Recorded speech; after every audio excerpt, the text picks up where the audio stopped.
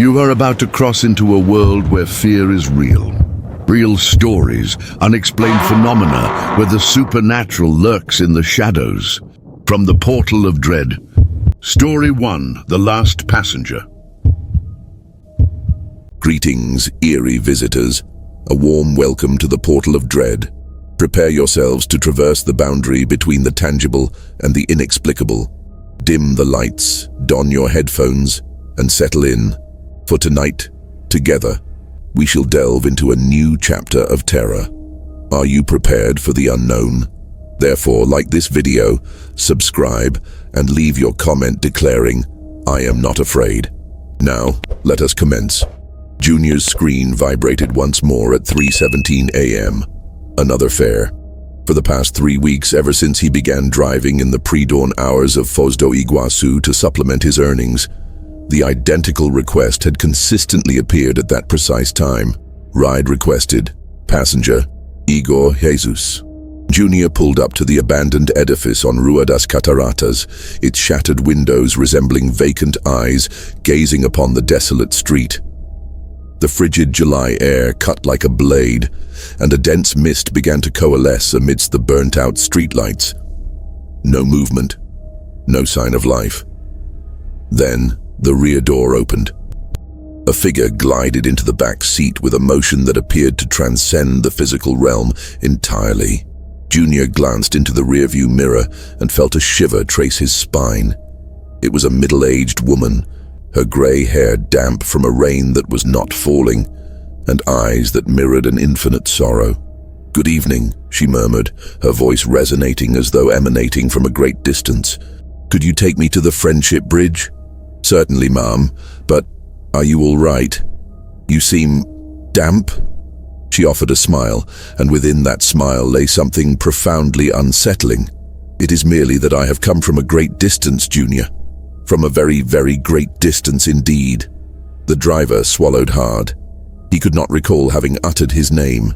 As he navigated the empty streets of Foz do Iguaçu, Junior observed that his passenger remained imperceptible in the rear-view mirror whenever he was not directly looking at her. And yet, there was something even more unsettling.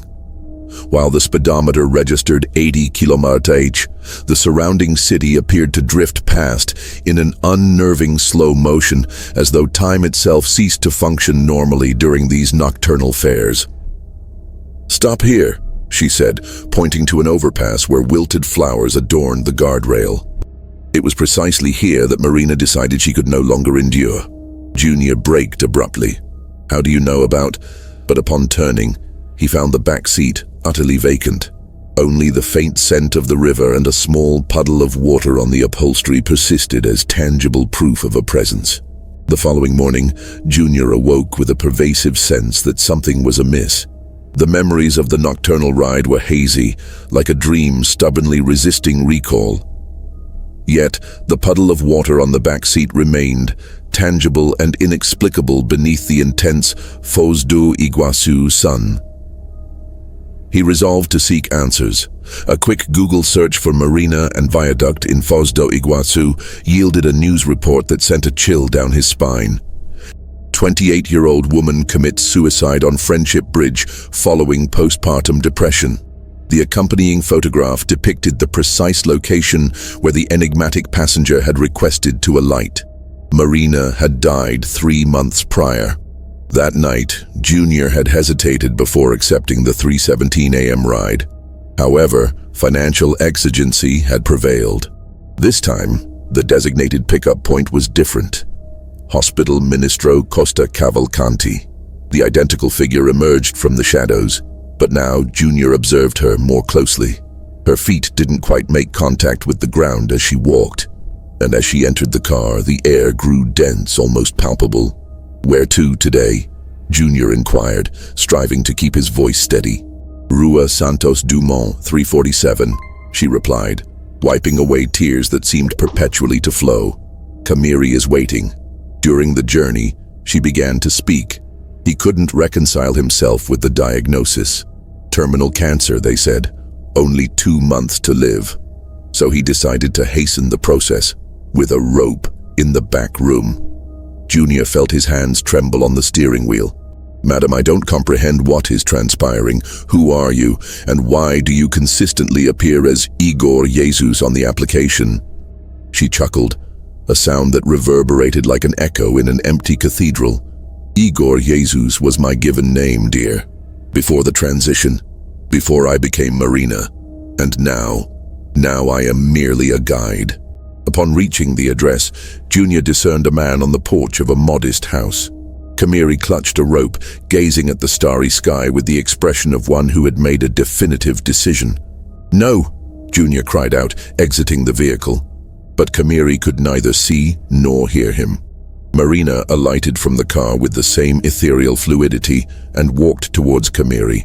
Junior watched, transfixed, as she whispered something into the man's ear. Kamiri paused, released the rope and looked around in confusion, as if roused from a trance. He then entered the house and closed the door. "How?" Junior began to ask, but Marina was already back in the rear seat. "Not everyone is prepared to depart, Junior. Some merely need a reminder that there are still reasons to endure." She watched him through the rear-view mirror with eyes that appeared to contain eons of melancholy. Others, like myself, were not afforded that second chance. En route back, Marina commenced recounting her narrative. "I was Igor, a man trapped in the wrong body. The transition proved arduous. My family disowned me, I lost my job, my friends. Depression consumed me until one night on that bridge, I decided I could no longer fight." Junior navigated silently, sensing the import of her words. "But now I understand my purpose," she continued. "I am a bridge between worlds. I assist those who are on the same path I traversed. And you, Junior, are my driver on this journey." "I don't understand. Why me? What is my involvement in this?" Marina offered a sorrowful smile. "You still don't remember, do you? The accident? The 3 weeks that have elapsed since then?"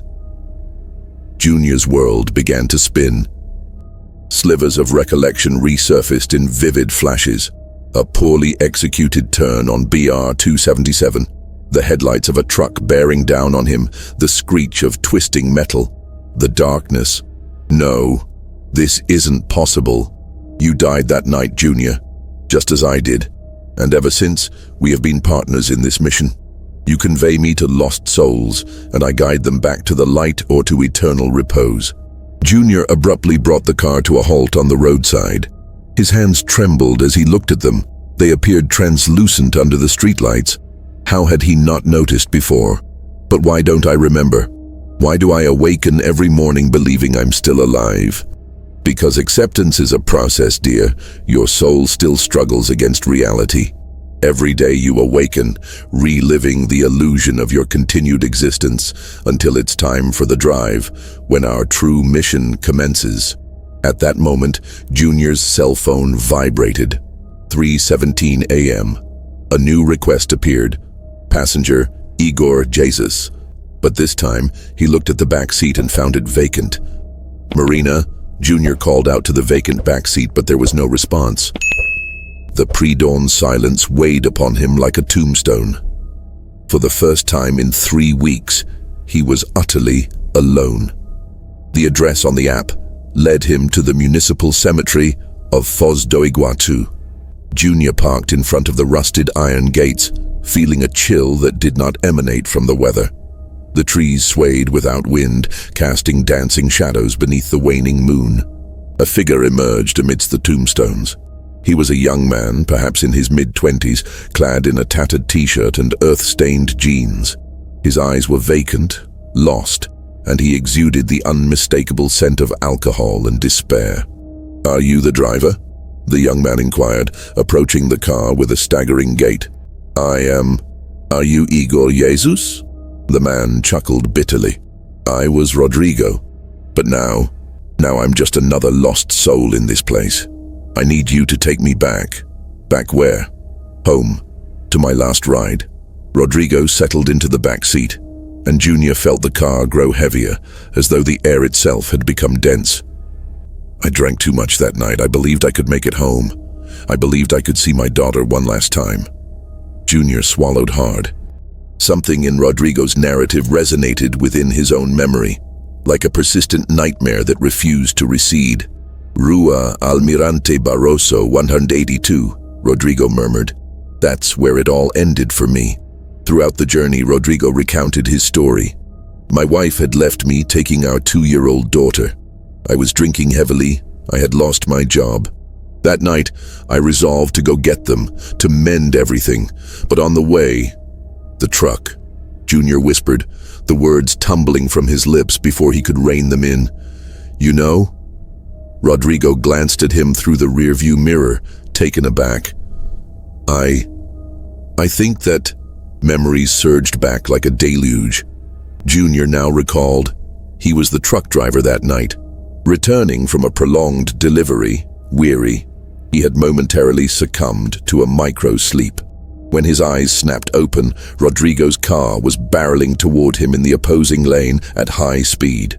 The collision was instantaneous, brutal, fatal for both. Rodrigo, I am so profoundly sorry, truly. The young man in the back seat offered a smile imbued with infinite sorrow. I know, Junior. This is why we are ensnared in this loop. You, me, Marina. All of us have accounts to settle before we can truly depart. Upon reaching the accident site, Junior observed the wreckage still present.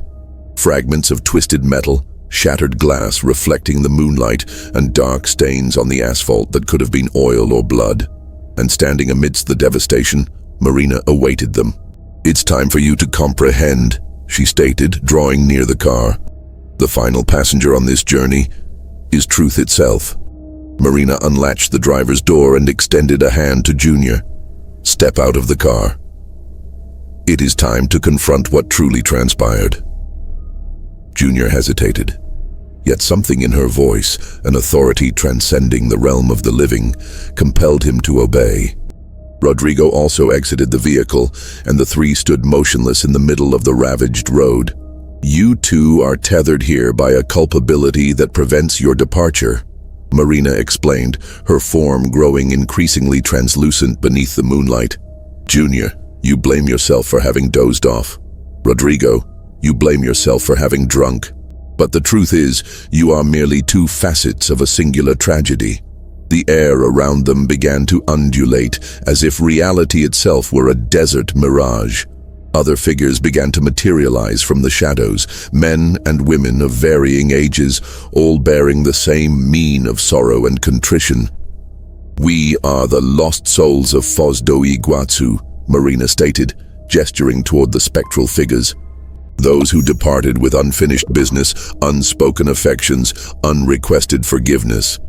And you, Junior, have been our inadvertent guide. But I don't comprehend, Junior protested. If we are deceased, why are we still here? Why the rides, the passengers? Because every soul you transport is an extension of yourself, Marina divulged. Rodrigo embodies your culpability.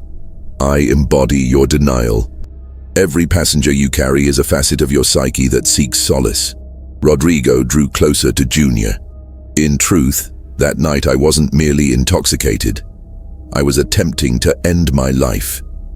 When I saw your truck approaching from the opposite direction, I floored the accelerator. You are culpable of nothing, Junior. I merely made you an instrument of my own demise. The words struck Junior with the force of an epiphany. The burden he had carried for 3 weeks, or was it an eternity, began to dissipate. And now, he inquired, gazing at the myriad of lost souls surrounding them. Now you choose, Marina replied. You can persist in this perpetual loop, ferrying passengers who are fragments of your own anguish, or you can embrace the truth and move onward. And what of you? What becomes of you? We have already found our peace through this journey. Rodrigo smiled for the first time. I have come to understand that my daughter will be well, that my death was not your responsibility. Marina found the purpose she sought in life, and the other souls we saved, they were real, Marina elucidated, living individuals who were teetering on the brink of suicide. Your journey here served a higher purpose, to save lives through your own death. Junior's phone vibrated one last time. The screen displayed, last ride completed, destination, eternal rest. A golden light began to spread across the horizon, not like a common sunrise, but as something emanating from far beyond the physical realm. The spectral figures surrounding them began to fade one by one, each waving goodbye before dissolving into the burgeoning luminosity. "It's time to depart," Marina said, her voice now echoing distantly. "Your mission here is complete." Junior looked at the car one last time. The vehicle that had been his prison and his purpose throughout those 3 eternal weeks began to disintegrate, its parts transforming into particles of light that danced in the air like fireflies. "I'm afraid," he admitted. "We all are," Rodrigo replied, placing a hand on Junior's shoulder. "But on the other side, there is no more pain, no more guilt, only peace. And the people we saved, Kamiri and all the others, they will continue their lives." Marina smiled. "Kamiri stepped back from the brink, sought help, and is doing well now. Every life you touched through these nocturnal rides found a new path. That was your true purpose here." The golden light enveloped them completely. Junior felt an immense weight lift from his shoulders, as if he had carried a heavy backpack for years and could finally shed it. The guilt, the pain, the confusion, everything dissolved into the warm luminosity. "Marina," he called out before she disappeared completely. "Why did you help me? Why were you my guide?" "Because," she replied, her image already nearly transparent. "Sometimes angels appear in the most unexpected forms, and because everyone deserves a second chance, even after death." The last words echoed in the luminous void that now surrounded them. Junior closed his eyes and allowed himself to be carried by the light. Henrique, a novice rideshare driver in Foz do Iguaçu, glanced at his phone when it vibrated at 3:17 a.m. A ride request appeared on the screen. Passenger, Junior Santos. He accepted the ride and drove to the indicated address. But when he arrived, he found only an empty street and a young man standing on the sidewalk who waved to him with a gentle smile. "Good evening," the passenger said, getting into the back seat. "Could you take me to the hospital? Someone there is in urgent need of assistance." And thus the cycle recommenced. For in Foz do Iguaçu, during the most profound depths of the night, someone will invariably be there to shepherd the lost back to safety. Story 2, The Shadow of the Clock. It was a stifling March night in São Gonçalo when João awoke with the distinct sensation that something was amiss in his home. The silence was oppressively heavy, unnatural for a city that never truly slept. He glanced beside him and saw Neia sleeping peacefully, her hair strewn across the pillow as always. But there was something peculiar on the wall next to the bed. A small, coin-sized shadow clung to the white wall. It wasn't the shadow of any object in the room. João knew every nook and cranny of that place where he had resided for 5 years with his wife. This shadow was autonomous. It pulsated faintly, as if drawing breath. João rubbed his eyes, thinking he was dreaming, but when he looked again, the shadow was still there. Tiny, yet unmistakably real. And for a few seconds he could have sworn it stirred. Just a millimeter, almost imperceptibly. But it moved. The next day, when he told Neia during breakfast, she laughed and said he was working too hard at the auto repair shop. "It must have been the shadow of the tree outside, love," she said, gesturing towards the window. But João knew there was no tree whatsoever in that direction. And when they returned to their bedroom that night, the shadow had grown. Now it was the size of an open palm. 3 days elapsed, and the shadow on the bedroom wall had doubled in size. João could no longer feign it was merely his imagination. That dark entity, now the size of a dinner plate, seemed to possess a life of its own. During the day it remained inert, but at night when the lights went out, he could sense movement in the periphery of his vision. Neia finally saw it. "João, what is that?" she whispered in the early hours of Saturday morning, pointing at the wall with a trembling hand. The shadow had spread like an oil slick, engulfing nearly 1/2 meter of the white wall, and it was moving slowly, undulating like dark water. "I told you something was wrong," João muttered, sitting up in bed. But when he tried to flick on the bedside lamp, nothing happened. The bulb had burned out. In fact, when they tested every switch in the room, they discovered that no light in that room functioned anymore. The shadow had begun to consume the power. It was then that João noticed something that made his blood run cold. Within the amorphous form of the shadow, vague contours were shifting, shapes that appeared human, as if people were thrashing within that viscous gloom, desperately trying to break free. Neia clutched her husband's arm tightly. "João, I'm hearing whispers." He listened intently. They were muffled voices, as if emanating from a great distance or from within water. A multitude of voices whispered incomprehensible words simultaneously, and the voices were growing increasingly louder. The following morning, when they awoke in the living room where they had slept on the sofa, they discovered that the shadow had enveloped the entire bedroom wall, and it had begun to creep across the ceiling. By the 5th day, the shadow started to manifest its true nature. João and Neia were no longer able to enter the bedroom. The temperature within had plummeted precipitously, and the air felt dense, almost palpable. But the worst were the nightmares. Every time either of them dozed off, even during the day, they had the same terrifying dream. They found themselves traversing an infinite dark corridor with walls that pulsated like raw flesh. At the end of the corridor, a shadowy silhouette awaited them, extending arms that proliferated into dozens of black tentacles. And the voice, that guttural voice that resonated directly within their minds. "Come, it's time to join the others." Upon waking, there were always new black marks marring the house. Initially, they were merely small smudges on the living room walls. Subsequently, dark streaks appeared on the floor, as if something viscous had slithered across it during the night. And then they uncovered the most chilling truth. The shadow was leaving traces of its presence, and the footprints were human. Footprints of people who had vanished. Neia found the first newspaper clipping while scouring the internet for answers. "Family mysteriously vanishes in São Gonçalo," read the 2003 headline. A photograph showed the Ferreiras, father, mother, and 2 young children who had simply evaporated from their home one night. The house was the same one João and Neia now inhabited. Further research unveiled a sinister pattern. Every 7 years, a new family vanished from that property.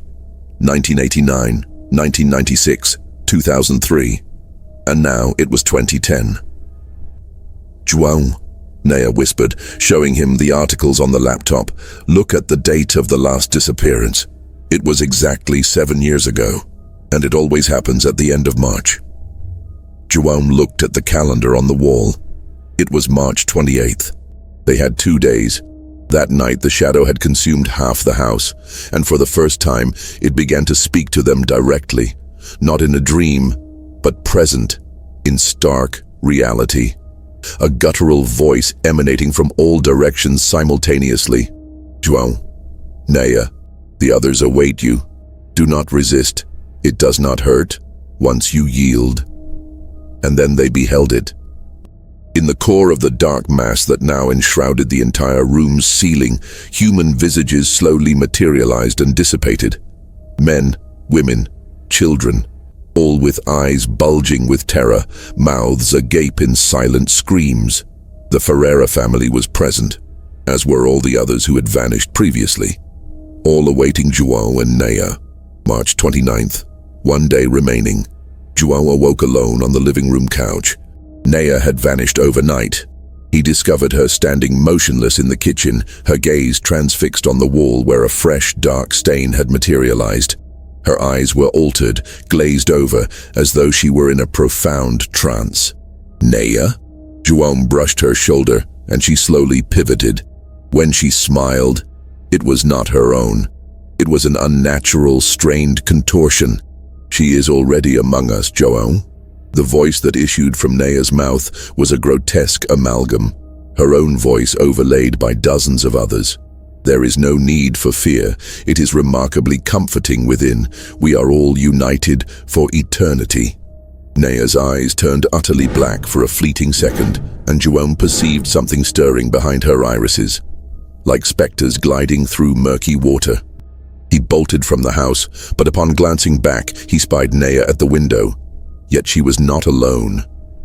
Other silhouettes loomed behind her, translucent figures he recognized from newspaper photographs. The Ferreira family, and countless others he had never encountered, yet who bore the same vacant, terrifying expression, all beckoning to him, all murmuring his name. João spent the entire day adrift in the streets, but as night descended, an inexplicable compulsion drew him back. It was not a conscious volition. His legs merely propelled him homeward, as if manipulated by an external, unseen force. The pervasive shadow had grown so potent that it could now dictate his actions remotely. Upon crossing the threshold, the house presented an unrecognizable vista. The walls, the ceiling, the floor, every surface had been consumed by the pulsating, abyssal darkness. Neia hovered at the chamber's epicenter, suspended half a meter above the floor, her arms outstretched towards him. Surrounding her, dozens of other forms likewise levitated, all arrayed in identical postures. "It is our turn, João," Neia intoned with that composite voice. March 30th, midnight. The cycle concludes. João gazed at the clock on the wall, the sole object the shadow had left untouched. 11:47 p.m., 13 minutes until his permanent obliteration. But then a realization dawned on him. The shadow had left the timepiece untouched for a reason. It needed him to be precisely aware of the hour. This implied the existence of rules, limitations. And if rules existed, perhaps a means to subvert them also did. In the waning 13 minutes of his life, João finally grasped the imperative course of action. The solution had been conspicuously before him all along, concealed within something he had never before contemplated. The timepiece itself. 11:52 p.m. 8 minutes remained. João lunged towards the wall-mounted timepiece, oblivious to the cacophony of voices shrieking his name from every conceivable direction. His hands quaked as he scrutinized the object, an antique, likely originating from the 1980s. Precisely from the era when the initial disappearances commenced. "No, João," Neia shrieked, but her lone voice was now subsumed by dozens of others, forging a desperate, cacophonous chorus. "You fail to comprehend. Should you rupture this cycle, we shall all endure perpetual torment." But João had already apprehended the truth. The timepiece was not merely an object spared by the shadow. It was the linchpin that tethered the entity to that very dimension.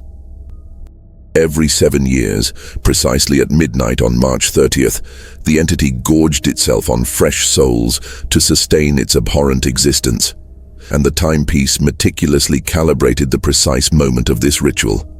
11:55 p.m. The shadow began to violently convulse, striving to impede his access to the timepiece. Opaque tendrils erupted from the walls, coiling around his limbs. João felt the frigid darkness begin to permeate his very skin, like liquid ice coursing through his veins. He could feel his consciousness commencing its dissolution, blending with the myriad other voices screaming from within the tenebrous mass. For a fleeting moment, João perceived through the collective eyes of all prior victims.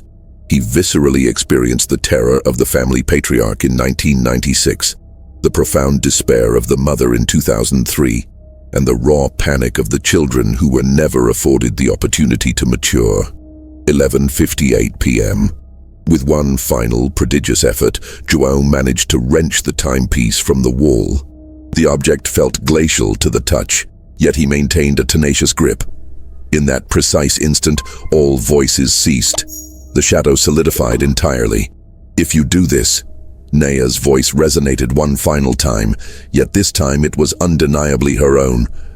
"You will liberate us, but the entity will seek sustenance elsewhere. Other families will be condemned to the same grim fate." 11:59 p.m. João gazed into the eyes of his beloved wife, floating in that dreadful darkness, and made the most arduous decision of his life. Instead of destroying the clock, he did something no one had ever attempted before. He altered the time. With hands trembling uncontrollably, João turned the hands back to 11:30 p.m.